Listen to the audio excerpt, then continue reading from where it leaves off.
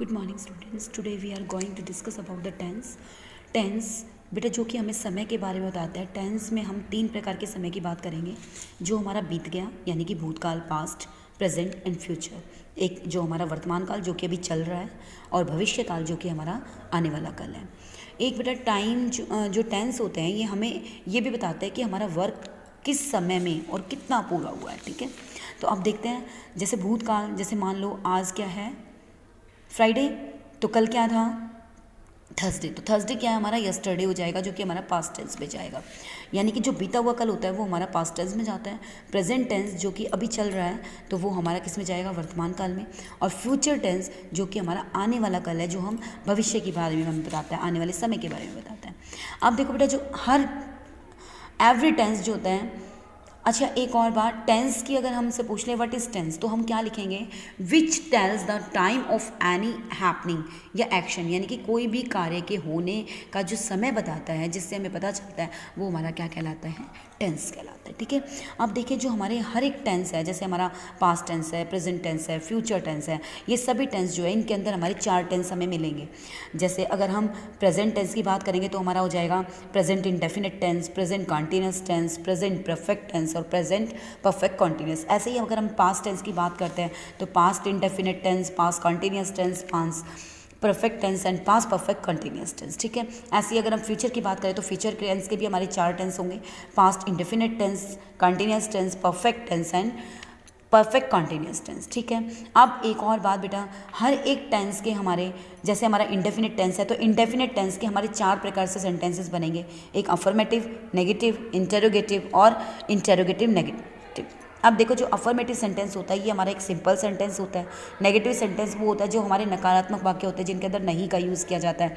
Interrogative वो होता है जिसके अंदर हमें क्वेश्चन की फॉर्म में हमारा होता है, प्रश्न का निर्माण किया जाता है। और नेगेटिव इंटेरोगेटिव हमारे वो सेंटेंसेस होते हैं जिसके अंदर हम नहीं नकारात्मक भी होते हैं और ये हमसे क्वेश्चन के बारे में भी बात करते हैं। ठीक है, तो हमारा जो आज हम जिसके बारे में पढ़ेंगे, आज हम पढ़ेंगे प्रेजेंट इंडेफिनिट टेंस के बारे में। तो प्रेजेंट इंडेफिनिट टेंस जो होता है ये हमें बताते हैं, एक तो हमारी हैबिट्स के बारे में, एक हमारा शेड्यूल कैसे रहना है। जैसे मान लो मेरी आदत है, मैं ये खाता हूँ रात को सोने से पहले, तो ये हमारी एक हैबिट होगी। हमारे शेड्यूल के बारे में कि हम कैसे कैसे किस टाइम क्या क्या क्या करते हैं, या फिर हमारी कोई डेली रूटीन की हैबिट होगी, उसके बारे में बताएगा। या फिर जो हमारे फैक्ट्स होते हैं, चाहे वो कोई यूनिवर्सल ट्रुथ हो, नॉर्मल फैक्ट हो, साइंटिफिक फैक्ट हो, कोई भी फैक्ट हो, वो हमें इनके बारे में बताते हैं। अब देखो, जैसे हमारा जो अफर्मेटिव सेंटेंस होते हैं, इसके अंदर जो हमारे प्रेजेंट टेंस में इंडेफिनिट टेंस होते हैं, इसकी पहचान होती है। हमें सेंटेंस के आखिर में हमें क्या मिलेगा, ता है, ते है, ती है। जैसे मैं रहता हूँ, मैं गाता हूँ, वे गाते हैं, वह गाती हैं। इस तरह के हमें सेंटेंसेस इसमें मिलते हैं।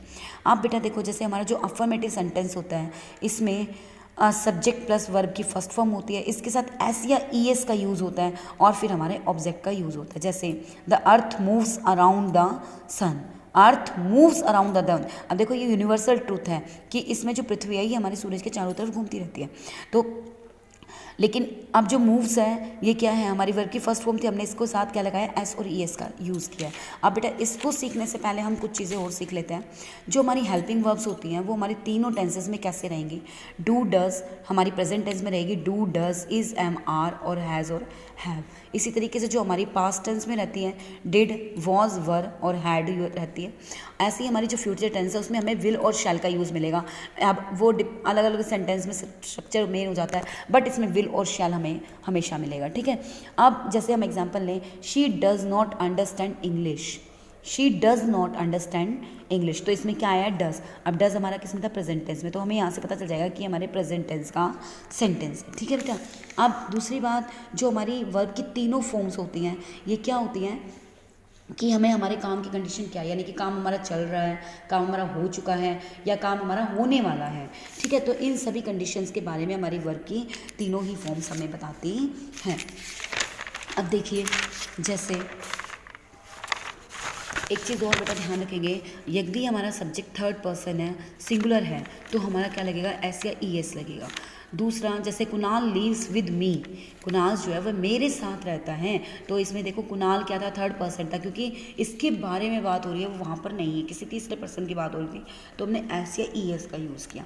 अच्छा, एक चीज़ और ध्यान करेंगे, अगर हमारा नाउन सिंगुलर है तो हमारा एस या ई एस का यूज़ होगा, और यदि हमारा प्रोनाउन जो है वो थर्ड पर्सन है तो भी हमारा यूज़ होता है, ठीक है।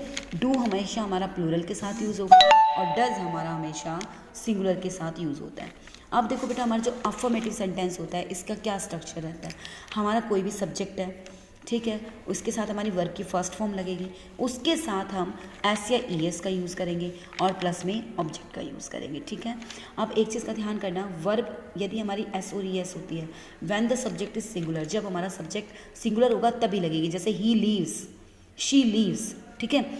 सब्जेक्ट इज़ थर्ड पर्सन, यदि हमारा सब्जेक्ट जो है वो थर्ड पर्सन है, सिंगुलर अगर है ही शी इट, तो हम एस और ई एस का यूज़ करेंगे, ठीक है। अगर थर्ड पर्सन है तो नहीं होगा, जैसे आई वॉक, ठीक है। नेक्स्ट बेटा, अब देखिए इसका स्ट्रक्चर क्या बनेगा। अब इसी में अगर हमारा नेगेटिव सेंटेंस होता है, ठीक है, तो हम क्या बनाएंगे, सब्जेक्ट प्लस डू हमारा प्लूरल के लिए, डज हमारा सिंगुलर के लिए, प्लस में नॉट क्योंकि हमने नेगेटिव सेंटेंस बनाना था, उसके बाद हमारी वर्ब की फर्स्ट फॉर्म एस या ई एस, उसके बाद ऑब्जेक्ट यदि है तो, ठीक है, और आफ्टर देन फुल स्टॉप। अब जैसे डू आई वॉक, सॉरी ये तो इंटरव्यू नहीं आ रहा, इसमें हम क्या बनाएंगे, I do not tell a lie, मैं झूठ नहीं बोलता। अब देखो आई क्या है, प्लूरल है, तो हमने आई के साथ क्या लगाया, डू। अगर यहाँ पे ही होता, ही डज नॉट आ जाता क्योंकि वो हमारा सिंगुलर था, ठीक है। तो आई क्या है, प्लूरल हो गया, तो हमने डू का यूज़ किया। नॉट नेगेटिव सेंटेंस था और झूठ बोलने के लिए क्या आई, टेल अ लाई, ठीक है। अब देखिए बेटा, इंटेरोगेटिव में जो हमारी यहाँ पे डू और डज की फॉर्म होती है ये हम पहले ले आते हैं, उसके बाद हमारा स्ट्रक्चर पूरा का पूरा कंटिन्यू होता है, जैसे do does plus subject plus verb, plus में वर्ब की फर्स्ट फॉर्म, प्लस में ऑब्जेक्ट, प्लस में क्वेश्चन मार्क। इसमें हम क्वेश्चन मार्क का यूज़ करते हैं, जैसे क्या मैं चलता हूँ, घूमता हूँ, डू आई वॉक, इस प्रकार से।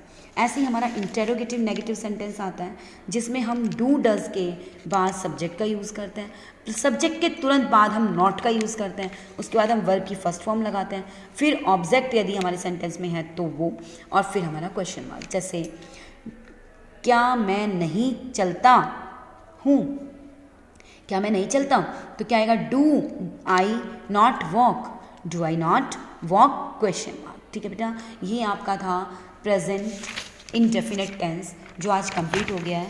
अब आपको मैं कुछ एक्सरसाइज सेंड करूँगी, वो आपको करनी होगी, ठीक है बेटा। I hope you all are understand. Thank you.